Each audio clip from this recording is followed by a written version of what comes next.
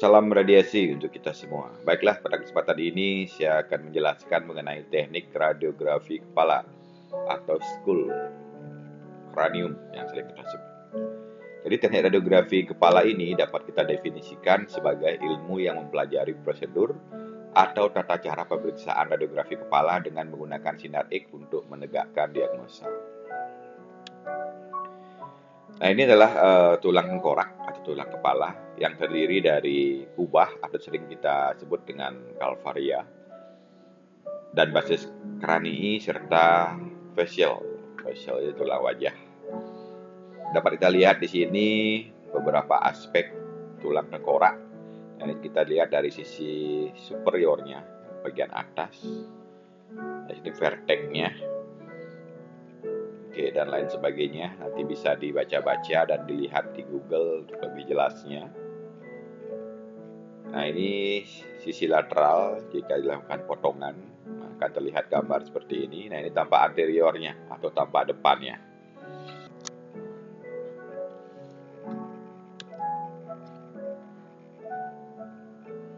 Nah, selanjutnya ini adalah indikasi dari pemeriksaan kepala, yaitu fraktur adalah patah tulang. Ada gunshot, nah ini luka tembak. Kemudian ada neoplasma, kemudian multiple myeloma, pituitary adenosis, dan kerambuhan tulang. Nah, untuk persiapan pasien dalam pemeriksaan teknik radiografi kepala, yang pertama inilah tidak ada persiapan khusus. Siapa saja pasiennya, tanpa persiapan dapat dilakukan pemeriksaan kepala.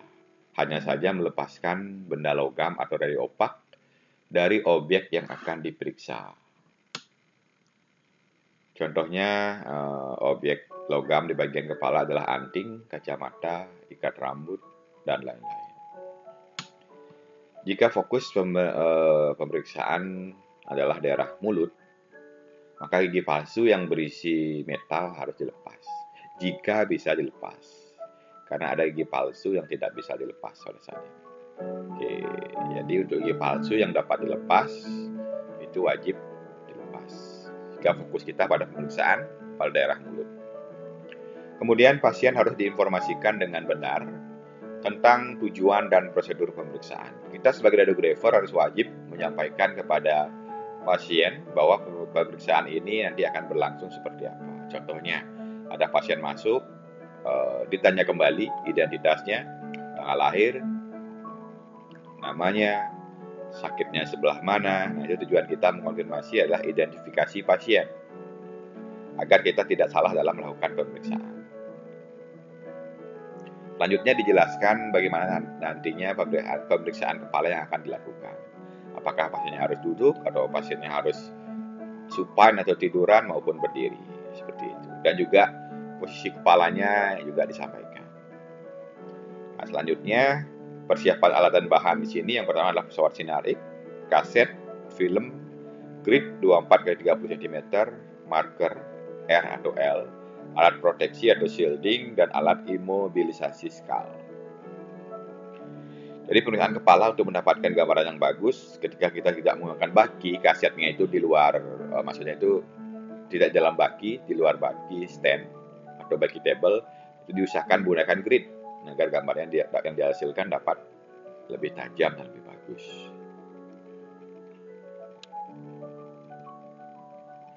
Nah, kemudian alat bantu pemeriksaan skal di sini adalah foam pad. Nah, yang dimaksud dengan foam pad di sinilah semacam busa atau gabus, jenis foam pad yang digunakan beragam bentuknya pada usia pasien. Dan untuk mengganjal kepalanya, penggunaan foam pad di sini. Pad ini berbentuk segitiga dengan penyudutan 45 derajat, baik digunakan untuk anak-anak. Orang tua memegang tanpa gambaran tangannya mengganggu gambaran skal.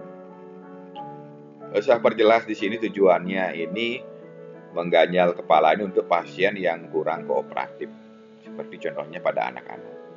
Jadi ketika orang tuanya atau keluarganya, kerabatnya memegang kepala si pasien, jika memegang langsung maka gambaran manus atau gambaran tangan si pemegang kepala akan terlihat atau mengganggu objek yang akan dilakukan pemeriksaan. Sehingga diperlukan bantuan gabus atau busa atau foam pad untuk memegang kepalanya tersebut, sehingga bagian manusnya tidak langsung terlihat menempel pada sisi kepala pasien.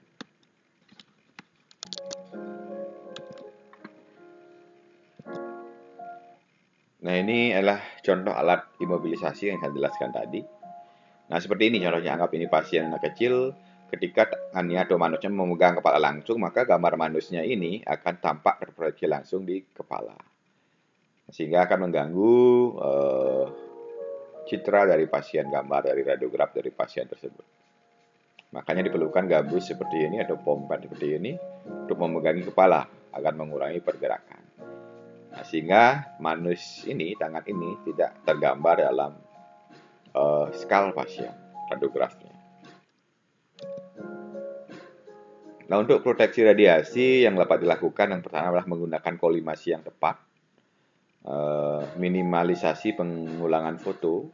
Proteksi lain penggunaan gonad seal, tiroid, dan breast seal.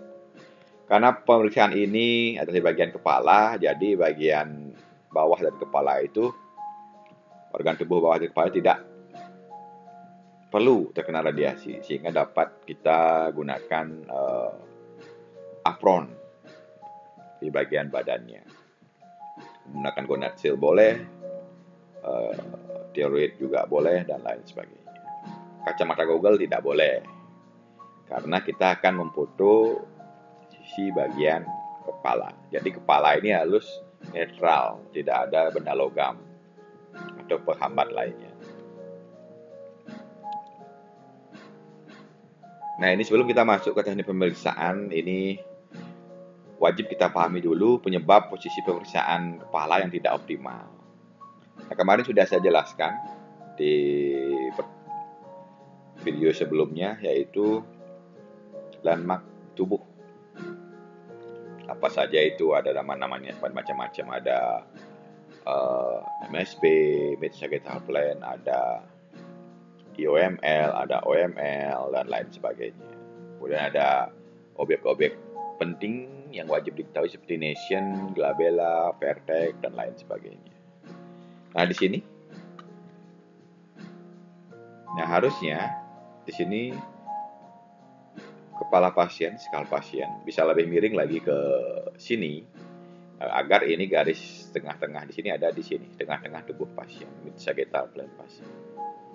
Ini kan jadinya pasiennya kepalanya terlihat seperti agak oblik, karena MSP-nya di sini dia tidak berada di tempat yang tepat.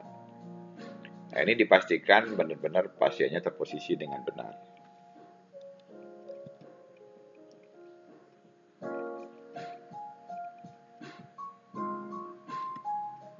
Nah, ini juga seperti ini.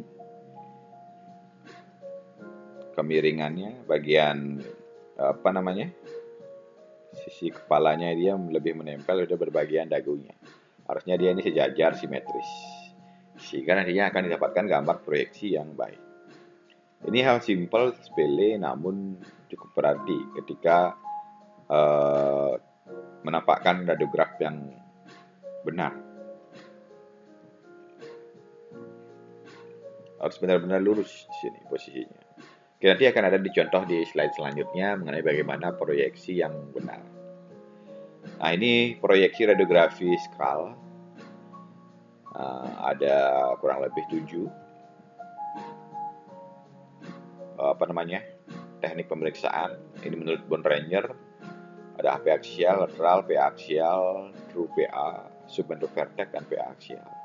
Sedangkan menurut Merrill di sini ada AP atau AP aksial, tone metode, kemudian lateral, PA aksial jadwal, PA aksial S, dan SMP, submentovertex. Kita akan bahas satu persatu dari teknik pemeriksaan ini. Yang pertama adalah AP aksial, metode tone. Posisi pasiennya supine. Ingat, supine ini adalah terlentang di meja pemeriksaan atau duduk tegak. Erect ini adalah berdiri. Posisi objek, atur bagian kepala posterior. Ini mohon benar-benar dipahami. dan diartikan kata-katanya ini ke bahasa yang lebih mudah. Contohnya begini.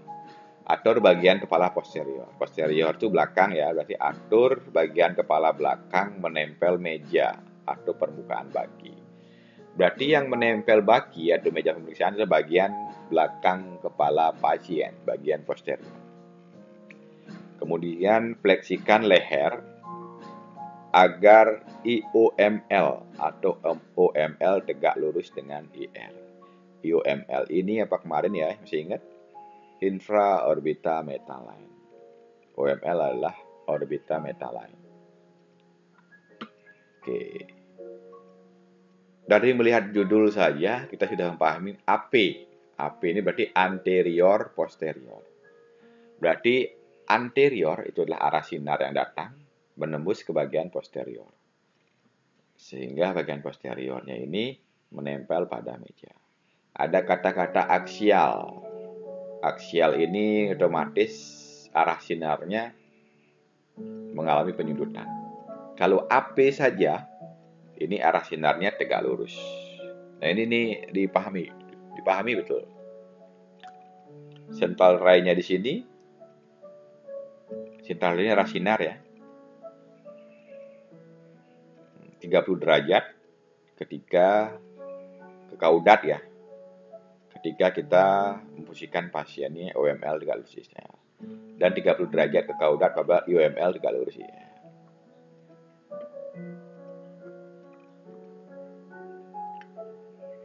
Central point CP atau titik bidiknya itu kurang lebih 1,5 inci. 1,5 inci itu adalah 4 cm dari superior glabella. Cara menentukan ini gimana? Kalian harus pahami dulu yang mana namanya glabella. Dari glabella itu dinaikkan ke arah superior atau ke atas kurang lebih 4 cm dari glabella. Oke. FFD ini fokus film distant yang digunakan 100 cm. Tahan napas saat eksposi untuk mengurangi pergerakan. Oke. Jadi untuk central ray-nya saya ulangi kembali. Dapat memfleksikan lehernya agar OML ataupun IOML. Namun sudut cup sinarnya berbeda. OML 30 derajat ke kaudat, IOML 37 derajat ke kaudat. Nah, ini yang dimaksud. Ketika arah sinarnya itu kita gunakan 30 derajat seperti ini. Nah, dia posisi lehernya difleksikan ini OML, orbitometaline. Dari lubang telinga kita tarik garis ke pertemuan antara kelopak mata atas dan bawah di sisi luar bagian mata. Ini harus segaris. Ini OML. Sudut cup X-ray-nya dia 30 derajat ke kaudat. Ketika kita memposisikan pasiennya, lehernya ini difleksikan, kepalanya diposisikan IOML, infraorbita metaline, di bawah mata ya, jadi nggak lurus, maka arah sinarnya ini 30 derajat ke arah kaudat. Kaudat itu bagian bawah. Ingat dipasangkan marker, ini kanan ya, kanan pasien ya, kalau tidur. Markernya R di sini, R di tempat yang kosong atau di bagian atas ini R. Kalau mau masang marker L atau lab apakah boleh? Bisa, tapi dipasangnya di posisi sebelah kiri pasien, dipasang L sini di kasetnya atau di baki. Kalau R dipasang di sisi kanan tubuh, kalau L dipasang di sisi kiri tubuh. Nah, ketika melakukan expose dan sudah tercetak radiografnya atau hasil foto rongsennya, nah ini struktur yang wajib ditampakkan. Dorsum selae, anterior dan posterior clinoid processes tergantung pada CR angulation. Kemudian ada foramen magnum, petrous right, dan occipital bone. Ketika disudutkan 30 derajat, ini yang terlihat dorsum selae dan posterior clinoid processes tampak beberapa ada foramen magnum. Kemudian untuk 30 derajat, anterior clinoid tampak dengan jelas jauh dari kedua petrous right, berada di atas foramen magnum dorsum cellae, tampak di atas foramen magnum, superimposisi dengan occipital bone. Nah, kurang lebih gambar yang ditampakkan seperti ini. Oke, ini gambar AP aksial. Oke, ini marker ya, penandanya. Oke, untuk gambar anatominya silahkan dipelajari dan dipahami.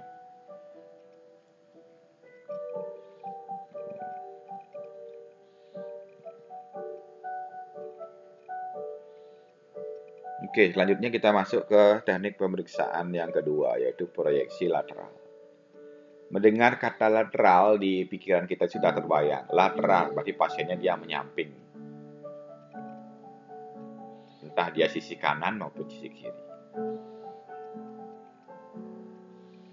Di dalam pengantar rujukan di rumah sakit, di situ ada permintaan lateral R to right, atau permintaan lateral L to left.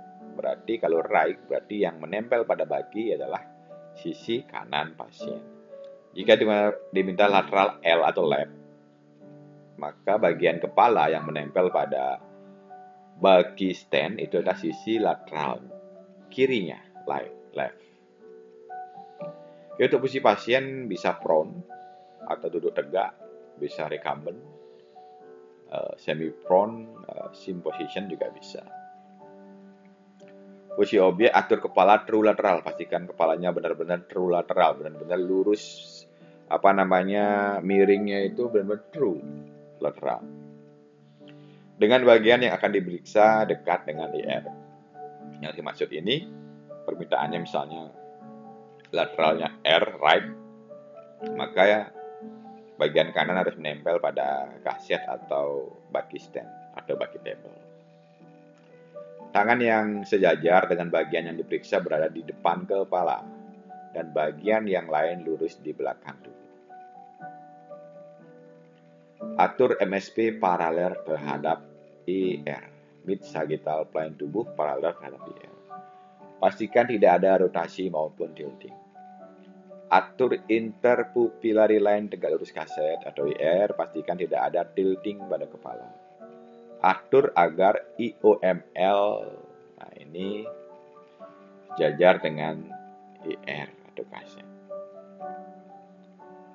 Ingat ya, IOML, intraorbital metal line. Dia bagian di bawah ke bola mata, ini kelopak mata ini, IOML. Setel rainya tegak lurus, IR. Arah sinyal tegak lurus ya, tidak ada penyudutan. Central point 2 inci ke superior MAE. Cara menentukannya gimana? Tentukan dulu MAE itu yang mana. Meatus acusticus external. Kemudian ditarik garis ke atas superior kurang lebih 2 inci. Nah, maka central point-nya itu berada di sana. FF-nya 100 cm, tahan napas saat eksposi. Oke, seperti ini. Pastikan posisi kepala pasien true lateral. Bagian tangan yang jauh dari objek yang diperiksa ini berada di depan bagian kepala agar tidak terproyeksi pada radiograf. Sedangkan bagian yang menempel ini tangannya lurus ke bawah. Nah, ini misalnya meatus acusticus externa 2 inci superior ke bagian atas. Nah, ini CP-nya di sini.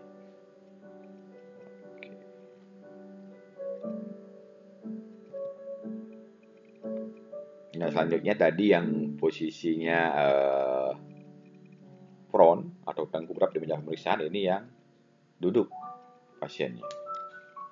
Oke, seperti ini kurang lebih duduk. Nah, ini menempel kepalanya di baki stand. Cup X-ring tegak lurus.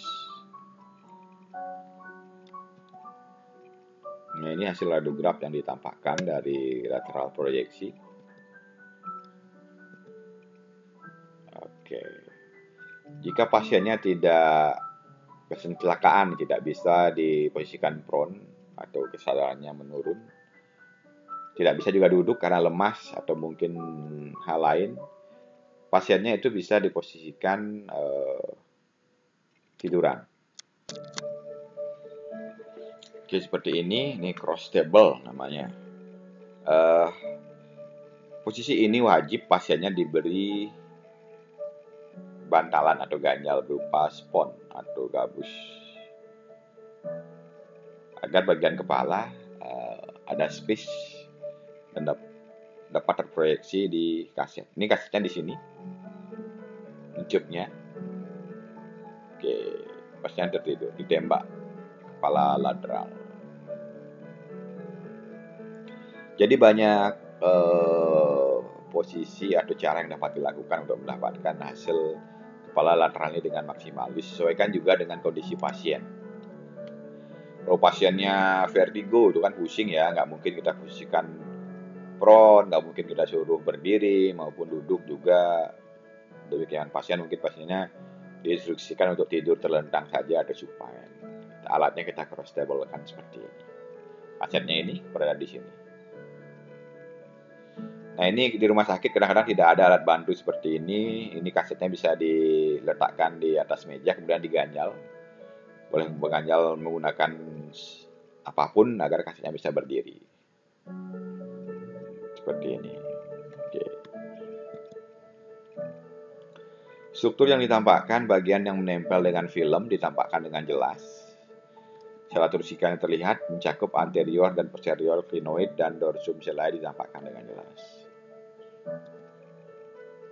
Nah, ini proyeksi kepala lateral. Nah, ini untuk anatominya dipelajari dan dipahami apa-apa saja nama-nama yang ada di gambar ini. Di dorsum selae terlihat di sini, temporal bone-nya terlihat, parietal dan lain sebagainya. Oke, selanjutnya posisi yang ketiga ada PA aksial ya, Caldwell metode Caldwell. Oke, mendengar kata-kata PA, kita harus pahami dulu dari judulnya. PA aksial, ada kata aksial, berarti aksialnya menjadi otomatis central ray-nya itu menyudut entah berapa derajat sudutnya, ini mohon dihafal atau diingat. Kemudian ada proyeksi PA. PA ini posterior anterior. Posterior ini P, A ini anterior. Berarti arah sinarnya dari posterior ke anterior. Posterior ini belakang, anterior ini depan. Berarti arah sinar datang dari belakang ke depan. Otomatis yang menempel pada kaset berarti sisi anterior, kepala depan pasien. Posisi pasiennya prone atau erect position. Posisi objeknya atur hidung dan os frontal menempel pada meja atau permukaan baki. Hidung, os frontal itu dahi ya, menempel pada meja atau permukaan baki. Fleksikan leher agar OML tegak lurus IR. Ingat, yang digunakan acuan OML, orbitometal-line. Atur MSP tegak lurus pertengahan grid atau meja atau permukaan baki untuk menghindari rotasi atau tilting pada kepala. Arah sinarnya 15 derajat ke kaudat ke bawah ya, 15 derajat ke bawah. Central point, nah ini occipital menuju nation, posisi. Kemudian FFD-nya 1 cm, tahan napas saat eksposi.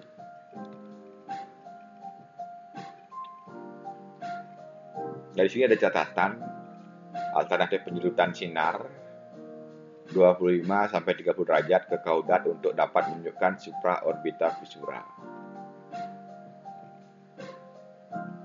dan bagian inferior orbita. Nanti ada gambar di sini yang menunjukkan mana itu supraorbital fissura.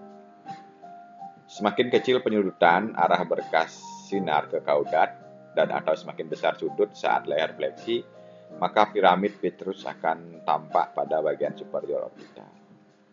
Alternatif AP axial proyeksi untuk pasien yang tidak dapat diposisikan PA pada pasien trauma, proyeksi AP axial dengan penyedotan 15 derajat ke cefalat dapat dilakukan dengan OML tegak lurus IR.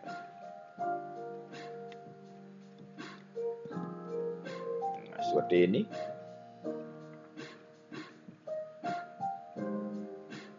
Ini Kaudat 15 derajat penyudutannya. Yang alternatifnya siarnya 30 derajat ke kaudat. Tinggal penyudutan arah sinar saja untuk menambahkan proyeksi tadi. Yang dimaksud itu proyeksi ini tadi. Alternatif penyudutan sinar 25 derajat untuk dapat menunjukkan supraorbita visura dan bagian inferior orbita.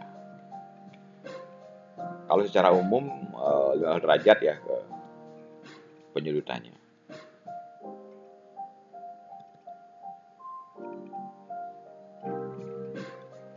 Oke. Ini struktur yang ditampakkan greater dan laser sphenoid wing, frontal bone, superior orbita visura, frontal anterior edmontinus, superior orbita margin, dan crista galli. Kemudian PA dengan penyudutan 25 derajat sampai 30 derajat ke kaudat. Tampak foramen rotundum pada masing-masing inferior orbita, rim dan superior orbita visura tampak dalam orbita. PA dengan 15 derajat kaudat, piramid Petrosnya tampak di kuadran 3 orbita, superior orbita margin tampak di superposisi. Nah, ini yang dimaksud tadi alternatif 30 derajat itu. Oke. Terlihat dengan lebih jelas. Nah, ini yang secara umum schedule dengan 15 derajat penyudutan arah sinarnya.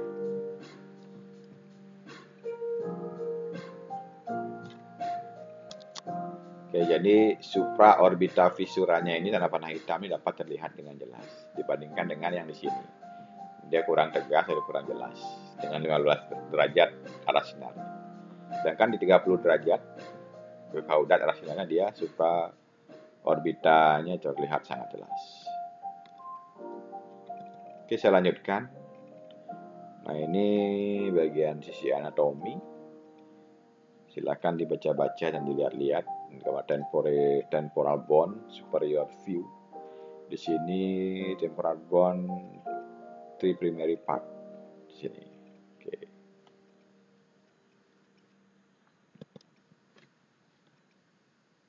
Proyeksi selanjutnya adalah true PA. Nah, proyeksi true PA ini mohon dipahami. Ingat sebelum lanjut ke ini, kita harus memahami dulu arti judul ini. PA, posterior anterior. Ada kata true, berarti ini arah sinarnya tegak lurus. Kalau dia aksial, berarti ada penyudutan arah sinar. Ketika true, berarti dia tegak lurus. PA berarti posterior anterior. Yang menempel pada baki atau kaset, itu adalah sisi anterior atau depan. Posisi pasiennya prone atau erect position. Kemudian posisi objeknya atur hidung dan os frontal menempel pada meja atau permukaan buki. Fleksikan leher agar OML tegak lurus IR. Atur MSP mid sagittal plane tubuh tegak lurus pertengahan grid atau meja. Untuk menghindari rotasi atau tilting pada kepala. Central ray-nya di sini adalah tegak lurus IR. Central point-nya pada glabella. Oke, saya rasa sudah tahu semua ya letak glabella itu di mana. Kalau lupa mohon segera di searching di Google lagi atau di catatan sebelum-sebelumnya. Efektifnya 100 cm, tahan napas saat eksposi.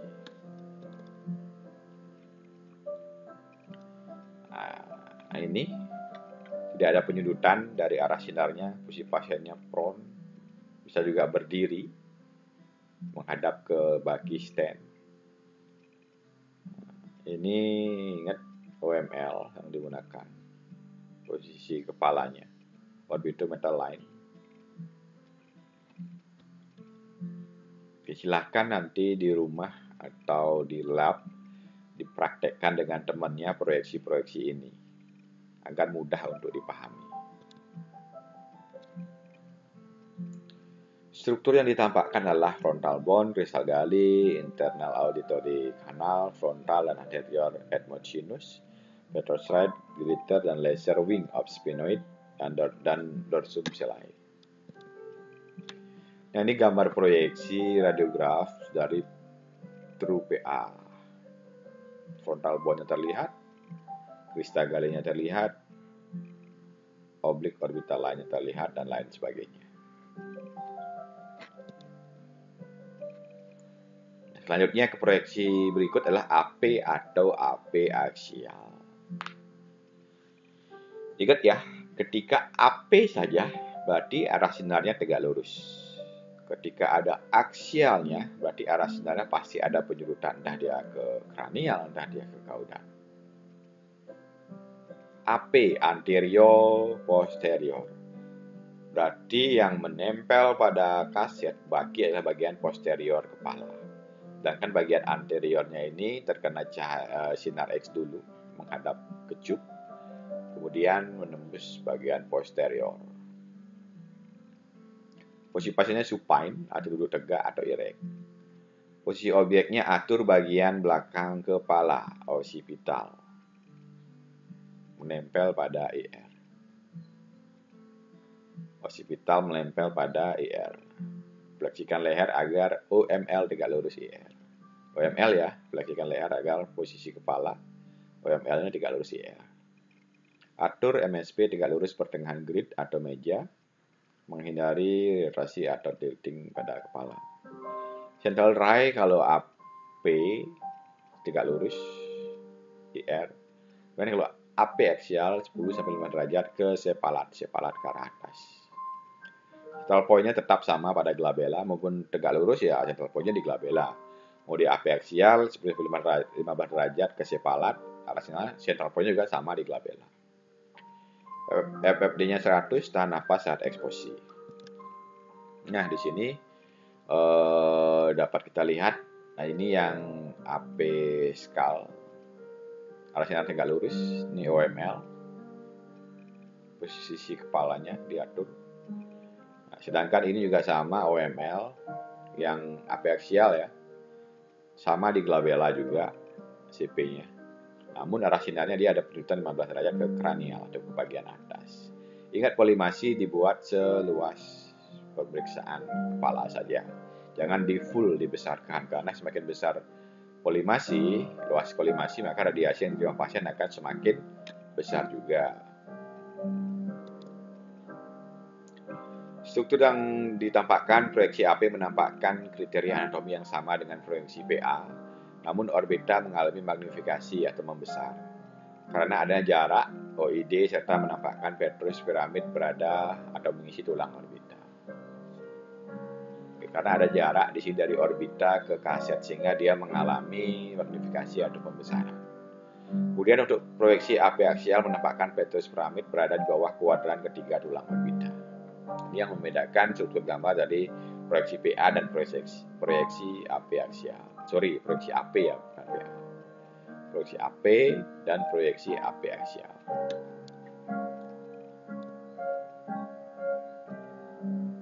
Oke, kurang lebih hasil radiografnya ditampakkan seperti ini. Selanjutnya, proyeksi selanjutnya adalah submentovertec atau sering disebut dengan proyeksi SMV. Di sini penting, sangat penting. Harus diketahui adanya indikasi fraktur pada tulang-tulang servikal atau subluxasi pada pasien dengan kasus trauma sebelum pemeriksaan ini dilakukan. Kenapa kita harus mengetahui apakah bagian lehernya ada fraktur atau tidak? Karena pasiennya ini posisi kepalanya akan mendongak. Arah sinarnya itu dari dagu, menembus bagian posterior atau vertex dari pasien. Ini pasiennya akan merasa tidak nyaman karena harus memfleksikan kepalanya di situ. Klinis, kelainan patologi tulang pada daerah basal atau inner temporal bone structure dan basal skull fracture.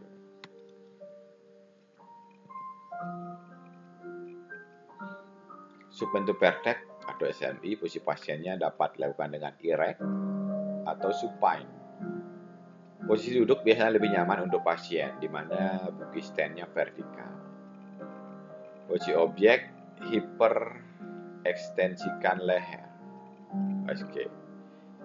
Jadi hiperekstensi ya, karena dia, jadi saya salah menyebutkan hiperekstensi, berarti mendongak ekstensi leher sehingga IOML disejajar dengan IR atau permukaan bagi. Vertex atau bagian posterior dari kepala pasien itu menempel pada kaset. Atur MSP tegak lurus meja atau permukaan buki, pastikan tidak ada rotasi ataupun tilting. Ketika pasiennya supine atau tidur, ekstensikan leher pasien dengan kepala berada di tepi meja, di ujung meja, ganjal, kaset, dan grip. Apabila hal ini tidak mungkin dilakukan, maka ganjal tubuh pasien dengan menggunakan bantal sehingga pasien dapat mengekstensikan leher dan vertex menyentuh permukaan bagi. Yang dimaksud dari kalimat ini adalah agar bisa pasien itu lehernya hiperekstensi, full ekstensi, hiperekstensi, maka tubuhnya itu harus ditinggikan dulu, diganjal menggunakan bantal, sehingga otomatis lehernya akan terjatuh ke bawah, kepalanya akan terjatuh ke bawah, sehingga mempermudah posisinya menjadikan hiperekstensi. Nah, ketika pasiennya irek, apabila pasien tidak dapat mengekstensikan leher secara maksimal, maka atur kepala agar IOML tegak lurus terhadap IR, atur kemiringan IR sesuai dengan kemampuan ekstensi leher pasien. Posisi ini tentu sangat tidak nyaman, sehingga usahakan agar pemeriksaan dilakukan dengan waktu sesingkat mungkin. Jadi kita harus prepare persiapan yang jelas dan matang dari penempatan kaset, faktor eksposi, tube-nya juga diusahakan sudah diposisikan, nanti tinggal diatur lagi sedikit untuk menemukan kepastiannya atau titik pasnya, sehingga pasien tidak akan lama harus hiperekstensi leher.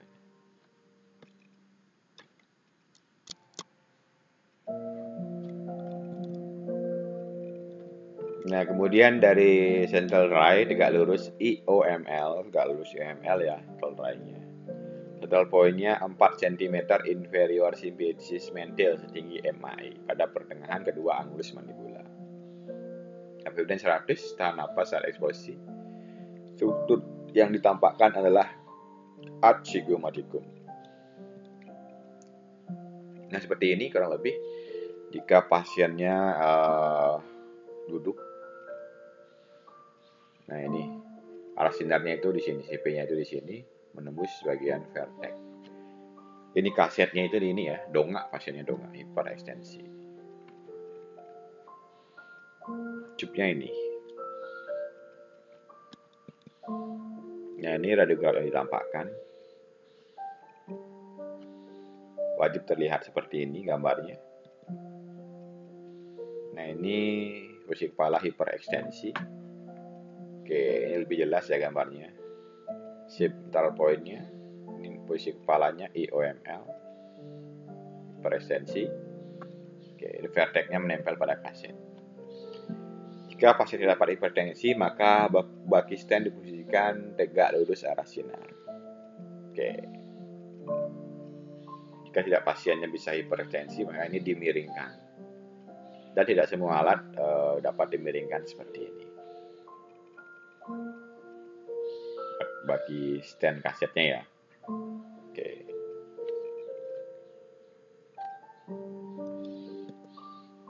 Nah, ini alternatif sebentuk vertex posisi yang saya bilang tadi. Ketika pasiennya supine, pasiennya kan harus dongak nih, maka badannya diganjal sehingga lehernya jatuh, kepalanya jatuh ke bawah. Arah sinarnya dari atas, kemudian langsung menembus di bagi stent di sini.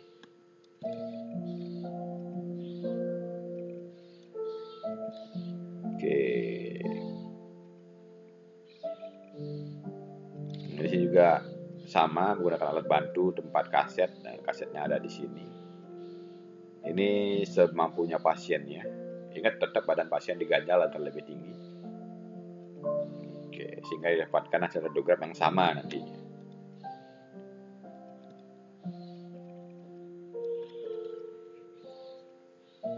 Ini radiograf yang ditampakkan dari proyeksi SMP ini. Terlihat mentumnya ada di sini, sphenoid and ethmoid sinus, foramen oval dan spinosumnya terlihat, occipital bone, ada mastoid processes dan lain sebagainya. Ini wajib terlihat semuanya. Selanjutnya ada proyeksi lagi, yaitu PA axial Hess method. PA, balik lagi, saya ulang lagi.